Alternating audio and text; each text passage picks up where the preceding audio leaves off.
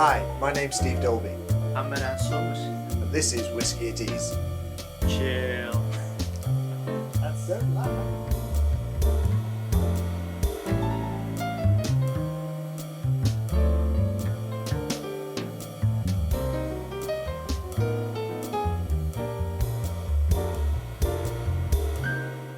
Hi, my name's Steve Dalby, And I'm Marijn, and this is WhiskyAtEase. Chill. What the hell's WhiskyAtEase? Well, this is our new YouTube series. So we've been doing a podcast together for over 50 episodes now. For over 2 years now, almost 3 years. And we've always been talking about technology and a little bit of whiskey. But we felt that left the whiskey lovers somewhere out in the blue, because we only talked a little bit about whiskey and a lot about technology. And we're big whiskey lovers. So this channel is to make all of you whiskey lovers happy. It's for you, the audience. So any of these whiskies that we might taste in front of this camera, we will live through the pain because we're doing it for you. Exactly. But for this YouTube series, we're not just gonna taste some whiskeys, because that's just boring. So many people have been doing that already. Yes. So be prepared for something different. Exactly. But what? We're going to take people on a journey. That's a cool idea. No bottle exists on its own. We know that when you create a whiskey, there are people, blenders, owners, bottlers, distilleries. They all have a part in the life cycle of whiskey, the water of life. And we want to pull a few of those journeys together, linking the places, linking the whiskies, and maybe teasing you a little bit. So from one episode to the next, you try and work out what the connection is between the bottles that we're going to bring. Cool. Shall we do the first one? Cool. Sure. Let's do the first one. So we're going to pull up 3 bottles in the first 2 or 3 episodes, and then we'll try and work out whether you can work out how they're linked. So the first one. Oh, that's the Tobermory 12-year-old from the Isle of Mull. From the Isle of Mull. And I think there's a great link between that one and this one. That's the Leche. Yes, exactly. Or if you go into a whiskey shop because you want to buy a bottle of it, it's called Ledaig. Yes, exactly. But look on the YouTubes for how to pronounce it, because if you go to Scotland and you ask for a Ledaig, there people will just make funny faces.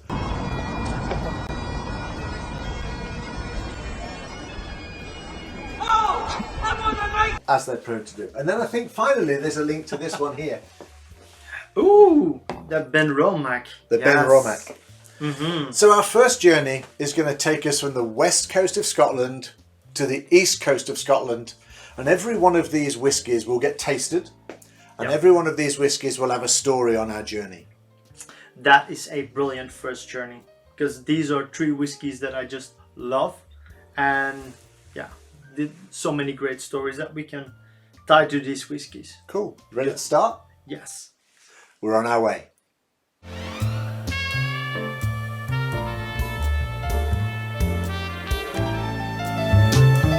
So on this channel, I get the privilege of doing the first journey. And so we're going to start in Scotland on the west coast. Now, any of you that listen to Office 365 Distilled, you know Marijn loves his peated whiskies from Islay. If you go directly north of the Islay area of Scotland, you'll find the Isle of Mull. There's a few distilleries on there, but the one we're going to focus on is that Tobermory Distillery. And that is our starting point. Marijn is going to tell you all about that distillery, but we're going to start here, all right, on the west coast of Scotland. And then we're going to slowly head up northeast. And as we start to head up northeast, we'll follow Loch Ness. You can't miss it. It's a great cut across Scotland to Inverness and to Forres and Elgin, as we start to bring in and get the connections between a distillery on the west coast of Scotland to a distillery on the east coast of Scotland and how they are connected. But let's start with the Tobermory Distillery.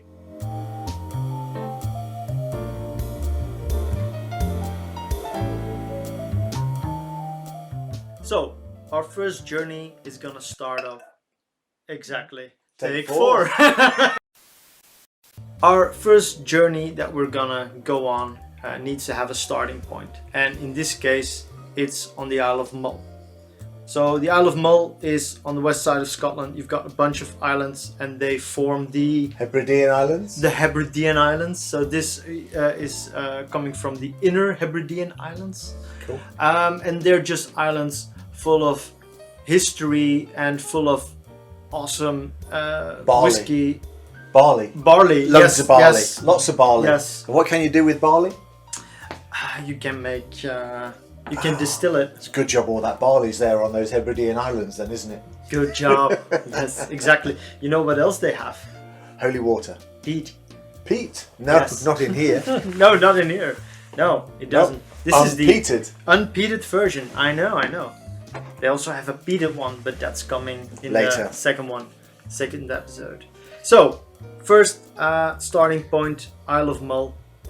So next to, you've got Isla, you've got Jura, you've got Mull. And it's a nice small island. And the capital or the main town on the island is called Tobermory. Cool. Tobermory's got the name from a well that was there dedicated to Virgin Mary. So you've got some holy water sprouting up there. And of course, what do you do when you're a Scottish person and you have a well with So water? I've got holy water, barley. We could make some whiskey. Yeah, boy. Brilliant. So that's what they did. And that's what they've been doing ever since 1798. So you can see that here on the bottle, 1798. That's a long time. So I'm pretty sure that these people know what they do. Know They've how to been- make a good whiskey. Exactly. If they've been doing that for that long, they definitely know what they're doing. So they've been doing that for quite a long time.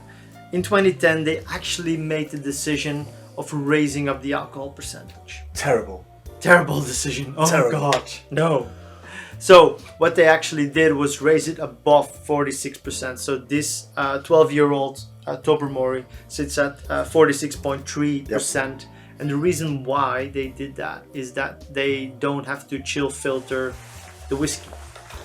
So, what are you doing? I'm sharing it. Non-chilled Non-chill filtered. filtered. Okay.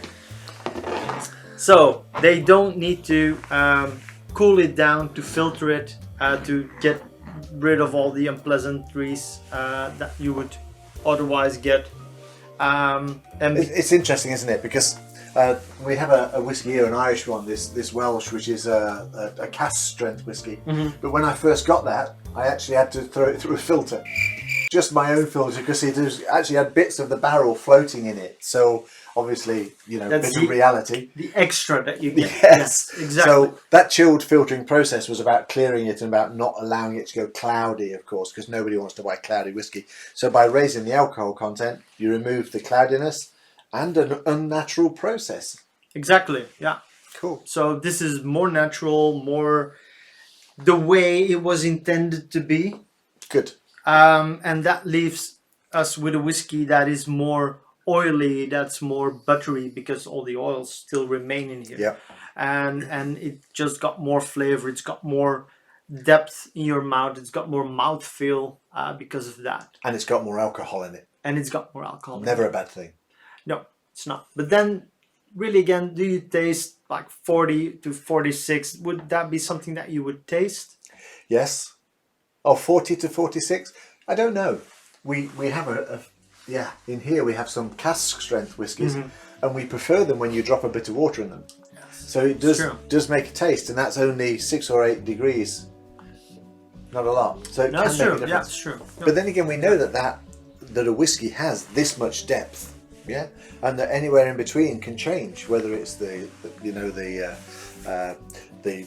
harshness, the sweetness, so it's different. So I think the alcohol level in there does affect those different tastes. In my mind, it does anyway. Some of the you don't taste the alcohol, obviously, No. but it has an effect on what else the whiskey delivers in terms of its depth. We're going to taste this. Yes. I think that's a good idea. We need some glasses. Let's get some glasses. One eternity later. We got glasses. We've got glasses. I've just wiped them, and we're hiding the name on the glasses because, yeah, it's an Irish whiskey. But we're going to get into that on way down the line episode. Another journey. Another journey, yes. I want to talk about the way we taste whiskey. Now, we're going to talk about all the things that other people say about it and the flavours that are in the whiskey. But we've been tasting whiskey for a while and trying to describe it for people. And we want to be able to try and put in our top 10, 20, 30. So we're going to put our chart of whiskies in, and we're going to basically... Our leaderboard. And hopefully by the time we get to 19, it'll be our leaderboard of whiskies.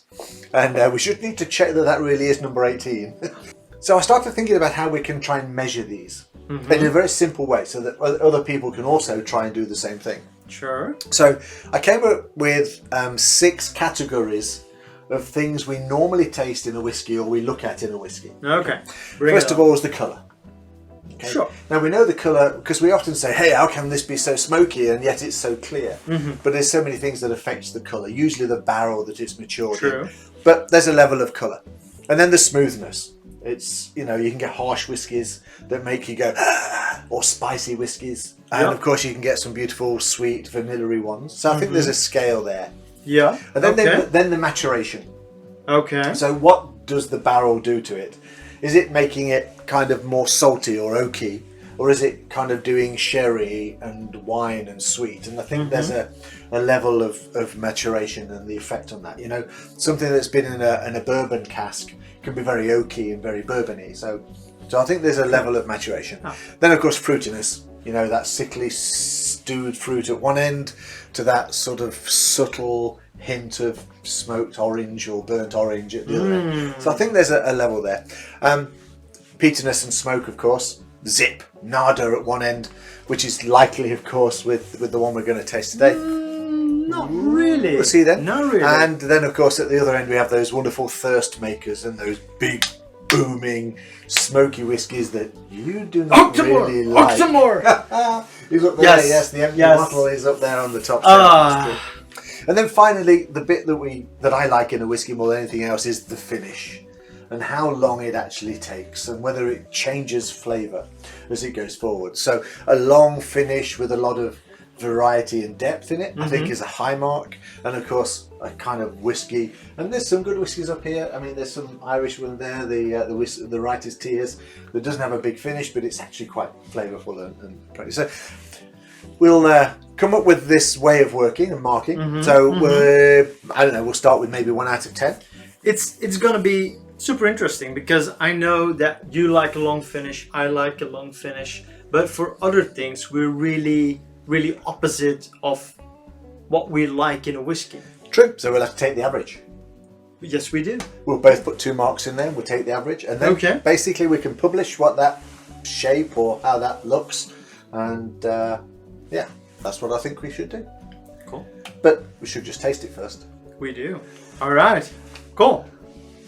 So this is the start of our journey then. So it is a non-peated whiskey. We know it's a non-peated whiskey while Marijn just pulls the lid off and pours it. We know where it's coming from now, so the don't. Yeah. Sorry. No, that's fine. I'm already biased. Again, the Tobermory whiskey from the Tobermory Distillery. And there we go. So, on the colour. Oh, I like these lights that we've got. We can actually use them to actually put the colour in. Describe the colour. A kind of a nice ambery. It's a nice amber. Yeah, it's not very light yellow. No. So I'm guessing there will be some sherry cask involved in somewhere along the way. I actually Yes. haven't looked, but I'm guessing it probably is. And yes, you can smell the sherry on there. On the nose. Exactly. So we already, without tasting it, we already know a bunch of things. So already by looking at the bottle, you see it's not very water colored. So it's got this orangey hue to it. So you already know that there will be some sherry cask involved, probably.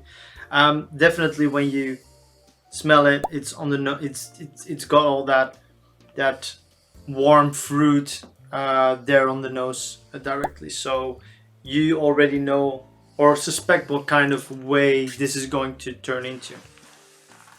The nose tells you so much about a whiskey, doesn't it? Yeah, but not always. No, Remember, no. Pleasant surprises. We had some whiskies where the nose was leading us to one way, and when you actually taste it, it would be totally opposite. And that's where the wow factor comes in. Exactly, yes. But for this one, This is a very stable whiskey, so this is what you see is what you get, so what you smell is what you taste, and it's definitely all there. So it's a well-rounded whiskey. It's got lots of warmth in there, Definitely. lots of taste. And you're right, the sherry is there, not in a bad way. Mm-hmm. My new 2021 is not to complain about too much sherry. I think it's part of the taste cycle. It's a touch sweet. So I guess on my maturation level, this would be a 6 or a 7, probably. Nice. Yeah. So in fruitiness, again, it's a touch sweet. Yeah. But you also get Very little a smoke. bit of soury notes on the back of your tongue as well. Yep. So very dry. It leaves my mouth pretty dry during the aftertaste. Long aftertaste. That's one of the effects of more alcohol, of course, because the alcohol It's true. evaporates It's on true. the tongue. Yes.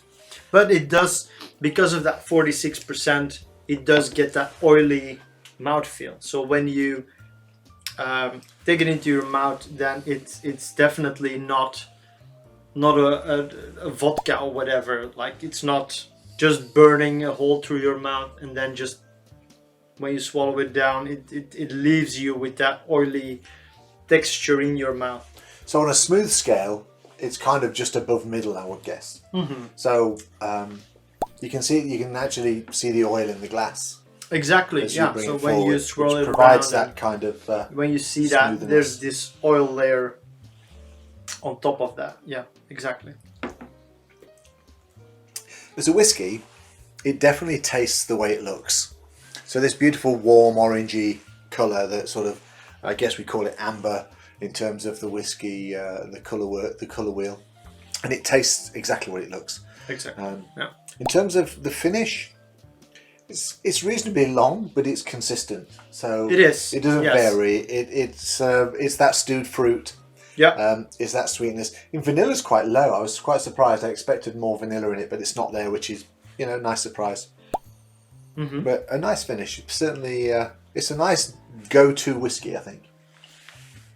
I think this is also a whiskey that would please a lot of people.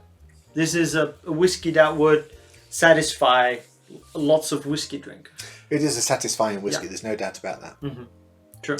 So let's go over our scale and see what we got. So colour, I think we're somewhere close, sort of to a middle-ish in terms of its amberness. Exactly. It's not very red, but it gets there. Smooth. I'm coming to the conclusion this is a kind of a dead average whiskey, but and that sounds like a bad thing. So we need to think about the scale on this. Mm-hmm. So just because it says my smoothness is 5 or whatever, doesn't mean that that's necessarily bad. It's just the way this particular whiskey goes. For me, it has a little bit bite to it. It definitely You has. can certainly Yes. taste a bit of spice in there. Not peppery spice, but kind of cinnamony, fruity spice. Yeah. So With that sour bite. yeah.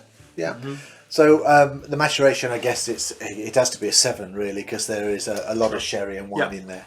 Fruitiness, maybe an 8. Definitely, yeah. Not high enough in terms of being sickly sweet, but probably an 8. No peatiness, I get none at all. You don't. I get a whiff of smoke in here. I don't get a whiff of anything anymore because I kind of finished it. Yeah. No, there's definitely a whiff of smoke in here. I'm not sure. For me, it is. I know it's On the nose, unpeated, maybe. but I get a little bit of that hint of smoke. So, but it's only going to be a 1 or a 2, maybe a 3. 0.5. A 0.5. Yes. We can live with 0.5. Okay. And in terms of the finish, I really quite like the finish. It's that comfortable finish. It goes on. It's not excessively long, True. but it is there. Absolutely. To me, I like a finish that is more warm, that has more that cuddly feeling. This leaves me dry, bit soury, and kind of blank finish. The thing about a finish is that it has to be enough to make you want to start the process again. True. So you get the finish. It's nice and long. It's consistent. It's telling you what whiskey you've just drank. And then it's saying, okay, now is the time to pick it up again, okay? And just get a refresh on that spiciness, get a refresh on that fruitiness from the maturation. And then kind of, as you enjoy that whiskey, it kind of goes off and then you refresh and, so that the finish is important to be able to introduce you to the next sip. And of course, the thing about whiskey is the next sip could be different.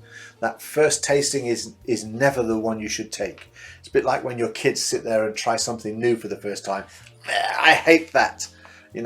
Brussels sprouts. Yeah, Brussels sprouts. Yep. But take that second taste, that second sip, and the whiskey really starts to come into its own. But this is good, way above the numbers. It needs to ease. Your does, whiskey yes. needs to ease. It needs to be at ease in your mouth.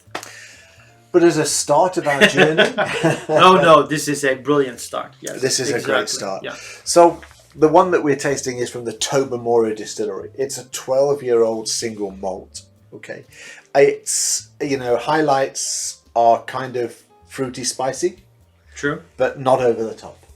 Definitely not. I think it's nice in the middle. It's a great whiskey. Will please lots of people. Great start. I'm so curious to where we're going next. Time to get in the car and move on. Yep. Maybe let's have a water first. That's a good idea. Yeah. Tobermory 12-year. Go taste it. Go try it. I hope you enjoy it as much as we did. Right. Cheers.